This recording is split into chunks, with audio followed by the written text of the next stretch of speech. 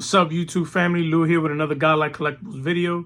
I know it's been a while, but last week I did a live with Lou Rock TV, with James from Elite Hunters, and also with Hugo from Sounds of the Pastime. And it was my first live that I've ever did, and it was a fun time. You know, we were talking about Latino ball players and everything like that. So that was a lot of fun. Being able to have that discussion with them and share cards and stuff like that. So that was pretty cool. And I just want to thank them for, allowing me to participate with them in that live. So today I wanted to get back on it because it's been a while since I've really recorded anything. Father's Day was last week, and, now moving forward, getting ready for the National. A lot of cool stuff happening. Oh, speaking of Father's Day, hold on. I ended up getting this cool little thing that my wife got me. So I've decided that I'm starting to go to all these baseball games now. And the goal is to be able to get to all 30 parks. So my wife, last year I went to three games. I went to Citizens Bank Park for the Phillies. I went to Camden Yards, Baltimore, and I went to Tampa Bay, Tropicana Field. So what she did was she got me this thing, and maybe some of you have seen it on Facebook. It's called the Wander Club, and it's like this keychain thing, but it comes with these little tokens, and each token is representative of a stadium that you went. So you see that you got the Camden Yards, Philadelphia, Citizens Bank, and then the Tampa Bay. And what was cool about them is that she engraved the back. So like in the back, she put who they played and the date of the game. So I thought that was pretty cool. So she got these 3 tokens for me to add on to this thing that she got me. So I'm looking to fill up some more. So the Nationals coming up, and being that it's in Cleveland, I was thinking about maybe catching a Cleveland Guardians game. That way I can get that token to add on to this. And then as I keep going to more and more games, more stadiums, fill it up until I get all 30 of them. So I thought this was a really cool thing. And then this strap is actually made of the leather that they make baseball gloves with. So I thought that was also pretty cool too. So yeah, man. So that was part of my Father's Day gift. But yeah, I was looking to maybe drive down for the National, maybe on Wednesday that morning, early in the morning, checking into my hotel Wednesday afternoon, and then perhaps catching the game that Wednesday night, and then go Thursday and Friday to the National, and then head back to Delaware Saturday morning. So that's the plan right now. Hopefully it goes through that way. I'm not sure if there's any other people that are going to the game or looking to catch a game down there. But if you are, and you are going to be down there, let me know. Maybe it's something that we could meet up down there at the stadium and actually hook up for the game like other YouTubers and stuff like that. But definitely looking to go down there. I was talking to Hitman 23 and about going down there and meeting up with him, throughout the convention and maybe even afterwards. So I'm looking forward to meeting a lot of people over there, especially those that I haven't met in person or spoken to on the phone. So I'm looking forward to that. The video, excuse me, the video today, I wanted to go over like my favorite I wanted to go through all the 1960s cards, right? 1960 to 1969, and pick a card of every year. Like 1960 tops, 61, 62, 63, all the way up to 69, and just show you my favorite card that I own of that particular year. Doesn't necessarily mean it's my favorite card of that year, but of what I own, because I might not own a card that I might really like. I may not have it yet. So without further ado, let's start with 1960 tops, right? So, honorable mention for 1960, I want to show this one. Earl Beatty. And he was a catcher, and he is the first black player, catcher, I should say, to win a Gold Glove. And he won, if I'm not mistaken, 3 straight Gold Gloves. And this is his 1960 tops, which is a beautiful card. I love the 1960s, 1960 card. It just looks awesome. The different colors, everything pops on them. So just giving him a shout out. But my 1960 pick is actually another catcher who actually won the Gold Glove after him for 2 years in a row, Elston Howard, New York Yankee great, who is also the first black player to play for the New York Yankees. And this is a pretty cool card. I actually picked both of these cards up in Florida, in Orlando, when I went there last year, and got these at a cool sports card place, local card shop. So that's pretty cool. I'll show you the back too. The back is nice. So Elston Howard, that's my pick for 1960 of the cards that I own. 1961, believe it or not, this is the only card I own from 1961.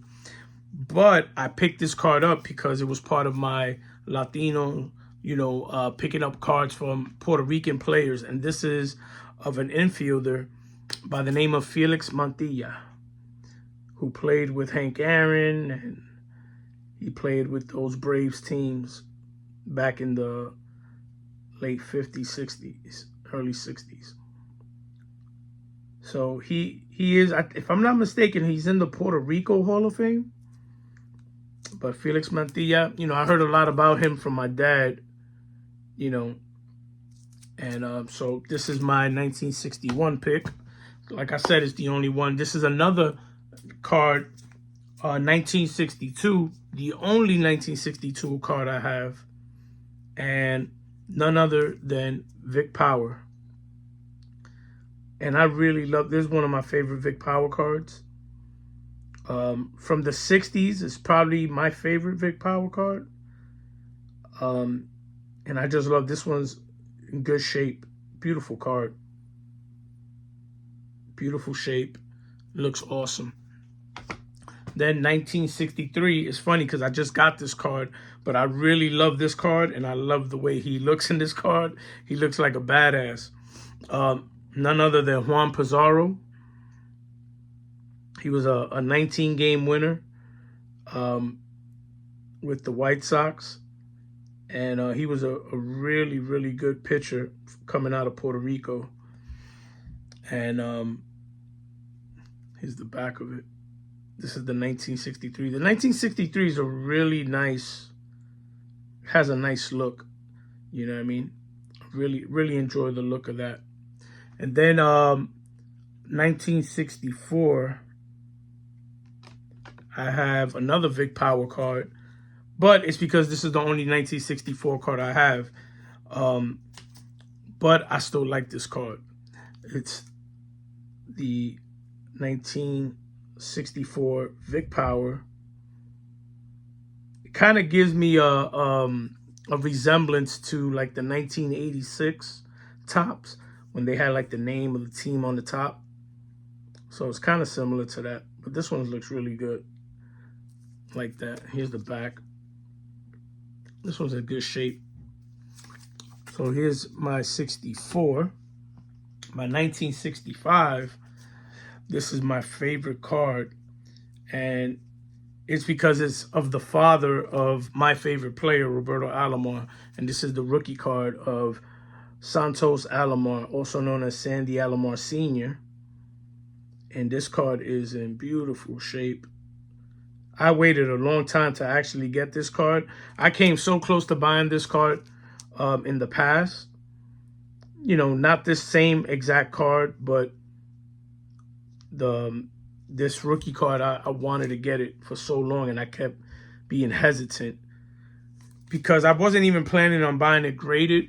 I I was gonna buy it raw, but every time I would see a raw copy, it just looked like it was beat up so bad. And I was like, man, I don't want to buy it if I'm gonna end up buying it again, trying to get a better copy. So I waited until I was able to get this copy, and this is a really good copy. I really enjoy this one.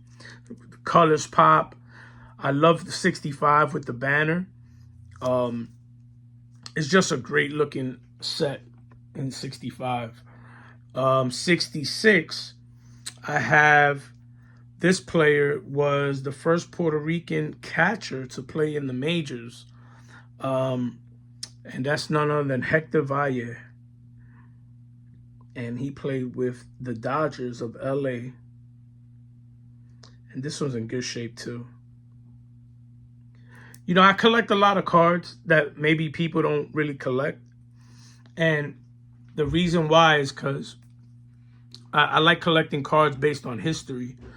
A lot of stuff that I collect has to do based on history. Like, for example, him being the first Puerto Rican catcher in the major leagues. You know, the first Puerto Rican born catcher was Valmy Thomas. But being that Valmy Thomas' parents were not Puerto Rican, they're actually from the Virgin Islands. He's really the true first Puerto Rican catcher from Puerto Rican descent, that both parents were from Puerto Rico. So that's why I ended up getting this card, to add to my collection of Puerto Rican players. So I like to collect based off of history. And, you know, yeah, do I like my superstars? Of course. Hall of Famers? Of course. But I also like to collect based off of, you know, the history and knowledge of the game. Now, the next one is 1967. There's two cards that I got, and I'm going to show them both. The first one is Mel Stottlemyre, a Yankee pitcher from back in the day.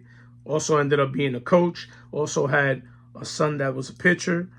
But he was a good ball player, good pitcher for the Yanks. And this is his 1967 card. Now, the one that I picked of my favorite was this Elston Howard 67. And the reason why this one was special, not only because he's, you know, the first black Yankee and all that stuff, but this was actually my first Elston Howard card that I ever got and that I ever purchased. And that's why I really like this card. You know, this was a lot later in his career, but this is a cool pick. You know what I mean? Him there with the catcher's mitt. So my pick for 67 is this one here. And then for 1968, this is 1968 Rod Carew. And this is his trophy, you know, All-Star Rookie Cup. Rookie, right? All-Star Rookie Cup. Now, this one's a cool card because this one was actually given to me by my cousin from New York. I went to visit him one year, and I think it was a couple years back.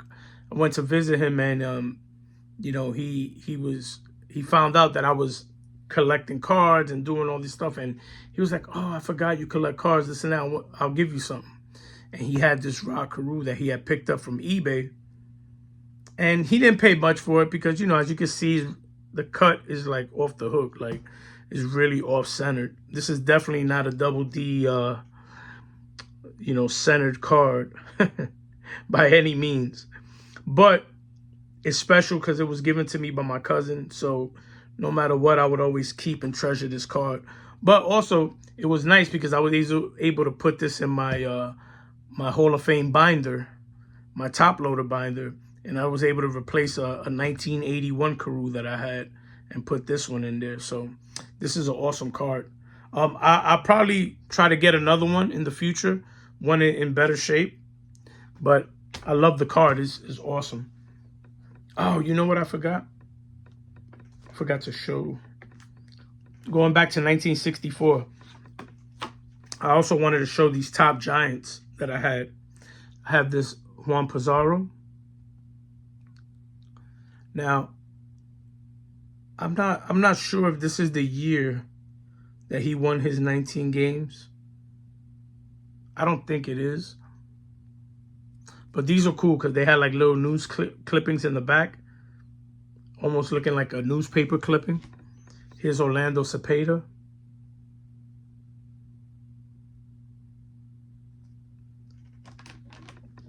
Louis Aparicio. Now I showed some of these the day of the live that I was doing with Lou Rock. And here's Tony Oliva. This one is cool because it's like a rookie year. I think his rookie year was 63. And this was a 64. So even though he got like 2 rookie cards, a 63 rookie, a 64 rookie, and then the All-Star rookies in 65, which is a gorgeous card. His 1965, if I had that, I would have displayed that over the Alomar. But, you know, I don't own it, but it's a beautiful card. And then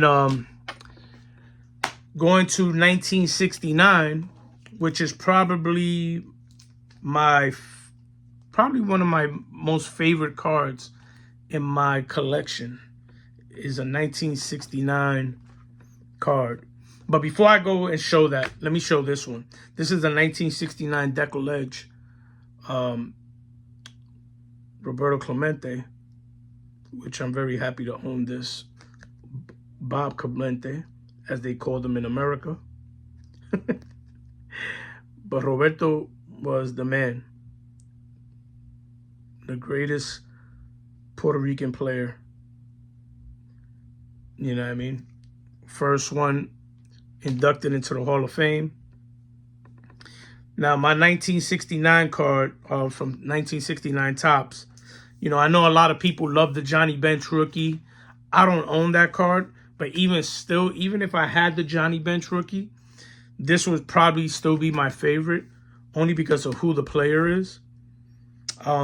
It's none other than Mickey Mantle. This is a 1969 Mickey Mantle. And I picked this up a couple years ago at a local card shop out in PA. I was out there with my wife and went into this local card shop, and I saw this, and I didn't want to walk out of there without it. And I was like telling my wife, and my wife was like, "Oh, but it's a 1." I said, "Yeah, but it's a Mickey Mantle." I said, "It looks good for a 1. Like, you can't hardly see the wrinkles. It has great eye appeal. The centering is not bad. You know, it's a little off, but it's not bad. It's just a great looking card." And being that I didn't have a Mickey Mantle card, Playing Days Mantle card, I said, man, what better card to get than his last card? You know what I mean? That, you know, it has all these stats on here, and I believe these are his career stats of 18 years. So this is a pretty awesome card to own. So this is one of my favorite cards in my collection. One that, you know, in the past I thought about, you know, perhaps selling it to upgrade to a higher grade. But in all honesty, it's like, what am I really going to upgrade it to? A 2, if that. So for that, I just stay with my 1, and I'll use that money that, you know, I would put extra to go up to a higher grade to just get a different card, you know. But this is definitely one of my favorite cards in my collection. Me being a Yankee fan, me hearing so much about Mickey Mantle when I was growing up. You know, my dad always talked so highly about him. Triple Crown winner, you know, switch hitting, power hitter, over 500 home runs, one of the greatest Yankees to ever play. There's so much history with him. So I'm super happy to own this card. So this is my 1961. So those are my 1960 baseball cards, my favorite in my collection, of per year, each player per year that I own. Like I said, of the cards that I own. Like if I had a 65 Clemente, I probably would have showed that instead of my Santos Alomar. But I don't own it, so I can't show it. So I show the ones that I do have. So I hope you enjoyed the video. What's your favorite 1960s set. You know what I mean? I think if I had to choose a set, I would probably go with 65 or 1960. Either 65 or 60. Those are probably my two favorite sets from the 1960s. Which one is yours? Comment down below. Take care. God bless. Be safe. See you on the next one. Peace.